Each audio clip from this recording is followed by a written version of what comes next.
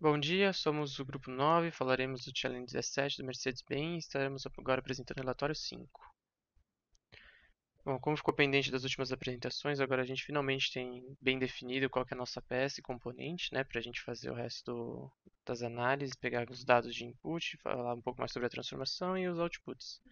E, bom, a nossa proposta inicial era falar sobre o motor, e a gente conseguiu pegar uma peça bem interessante do motor, que é o pistão responsável pela explosão que gera força eletromotriz. Aqui nessa imagem da esquerda, a gente tem uma vista do motor cortado, podendo ver 4 pistões, e na direita uma foto mais esquemática, mostrando o pistão e todas as suas partes que acabam interagindo para realizar a explosão e aproveitar a força eletromotriz da mesma.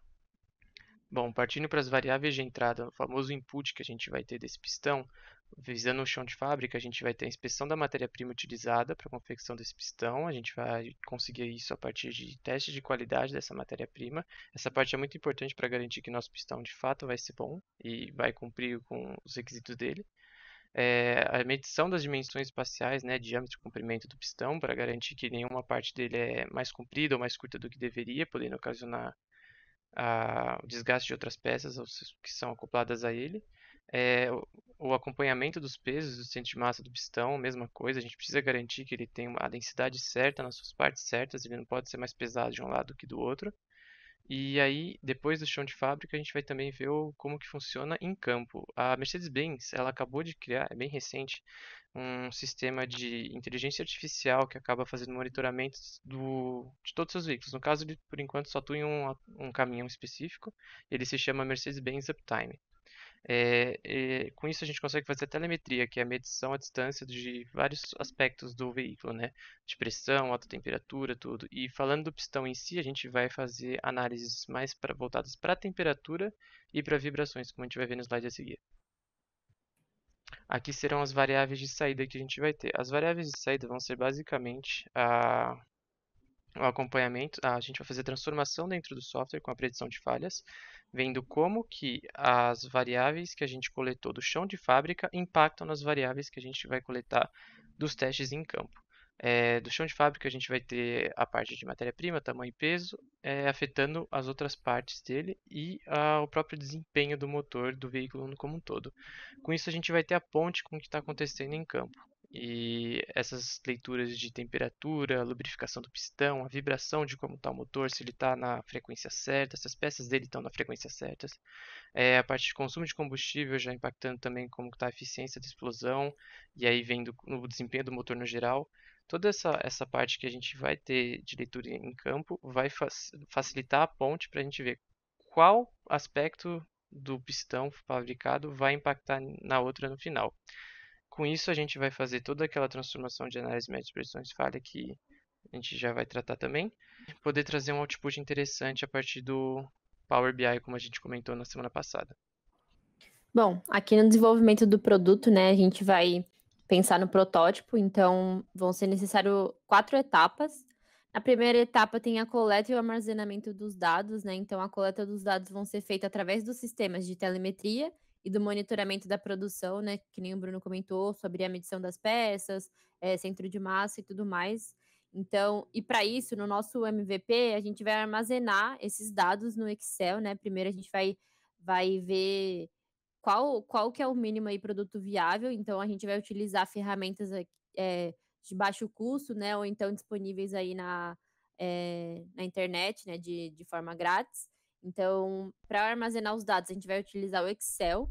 Para fazer o tratamento das variáveis coletadas, a gente vai estruturar a base através do Jupyter Notebook, que também é um software que roda o código online, né? Então, a nossa programação vai ser feita em Python. E aí, essa tratativa das variáveis vai ser, ver se não tem alguma variável nula para eliminar, tratar campos, se tem campo de dados, deixar no formato certo. Então, fazer toda essa tratativa para a gente conseguir usar os dados da melhor maneira depois. A terceira fase aqui seria a aplicação do nosso modelo estatístico, né, de previsão de falha. Então, ainda no Jupyter, a gente vai inserir na linha de código, né, feita através da linguagem de Python, a gente vai inserir os nossos métodos estatísticos. Para o nosso caso aqui, a gente vai aplicar regressão linear, né, para poder ver em relação às variáveis que a gente colheu no chão de fábrica, qual vai ser a relação que a gente vai ter com os dados da telemetria, né, ver o que um está impactando no outro. Então, através da regressão linear, a gente vai conseguir ter uma noção, desse impacto. E aí, depois disso, a gente vai criar os dashes para visualização dos resultados. Então, depois, né, de toda essa construção, de ter os valores ali depois da aplicação do método estatístico de regressão linear, a gente vai ter os KPIs já elaborados, né, os cálculos com novas variáveis criadas, né, que são essas variáveis de saída. Então, a gente vai disponibilizar através do Excel também de forma mais gráfica, né, e com painéis de visualização. Então, todo esse tratamento que a gente foi feito, a gente vai voltar para o Excel, né, e vai disponibilizar de uma maneira mais visual num dash. Então aqui vamos ao cronograma de desenvolvimento do nosso produto.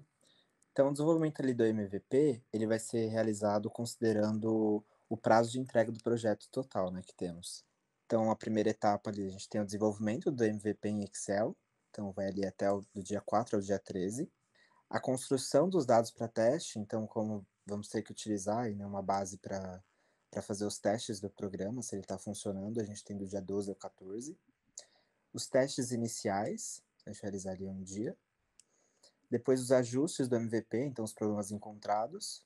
Os testes finais e a entrega do MVP no dia 20. E aí, nessa parte do desenvolvimento, ela é um pouquinho maior, porque como a gente vai utilizar o Excel em 2 etapas, né, ela fica um pouco maior, porque a gente tem que elaborar como que esse Excel vai receber os dados, né, e como que ele vai disponibilizar os dados na visualização final. Então, por isso que ela é um pouco mais longa. E aí, para os custos de desenvolvimento, como nossa equipe que vai desenvolver esse MVP, então nós consideramos ali os custos de material para o desenvolvimento, então 2 notebooks, o pacote Office, né, são 2, e os periféricos, totalizando ali R$ 6.403. E o custo de mão de obra para desenvolvimento foi considerado ali 2 engenheiros de produção para esse desenvolvimento, no total de 1.868, totalizando o custo do desenvolvimento de R$ 8.271,54. A parte do empreendedorismo tem como oportunidade de negócio a implementação de software que irá aumentar a qualidade, visando eliminar erros e mitigar futuros problemas com o pistão. Porém, por se tratar de um projeto para a Mercedes, devido ao compliance e razões contratuais, sua comercialização para outras empresas pode acabar sendo prejudicada.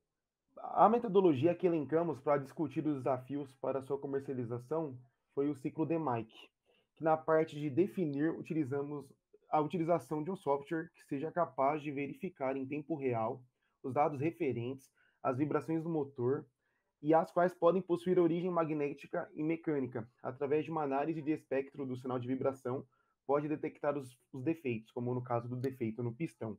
Para a medição, o levantamento de dados relacionados às vibrações que podem estar relacionadas a problemas magnéticos ou mecânicos, ainda no momento da produção do motor em campo.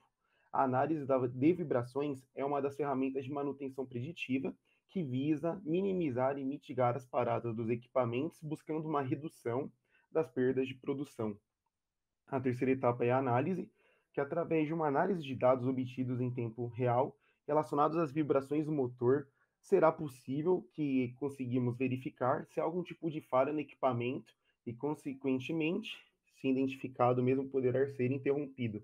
A quarta etapa é de melhorias, que deverá ser implementado um plano de ação para que as melhorias sejam colocadas em prática, uma vez que as falhas serão observadas e analisadas de maneira bem criteriosa. Esta etapa, assim como a anterior, deve ser constante, visto que trata de um software que irá atualizar diariamente como complemento à produção dos pistões, análise dos pistões. E, por último, a parte de controle, que é monitorar constantemente o desenvolvimento do plano de ação para mantermos o foco no projeto e garantir que as atividades sejam cumpridas. A utilização do checklist para que haja o controle. Também seria necessário a análise financeira da implementação do software na possível empresa contratante, utilizando como base a tabela de guia de redução de custos, para que, dependendo de qual empresa, se possível, ter a tabela fixa dos gastos. Na etapa de inovação, criatividade e conhecimento, a gente deixa evidente o papel da indústria 4.0 na automatização dos processos relacionados às melhorias dos softwares de predição de falhas, assim como o espectro envolvendo a produção dos motores. Com a utilização de Big Data e computação em nuvem, a integração de diferentes tecnologias como inteligência artificial, robótica, internet das coisas, entre outros atributos, com o objetivo de promover a digitalização das atividades industriais, melhorando os processos e aumentando a produtividade.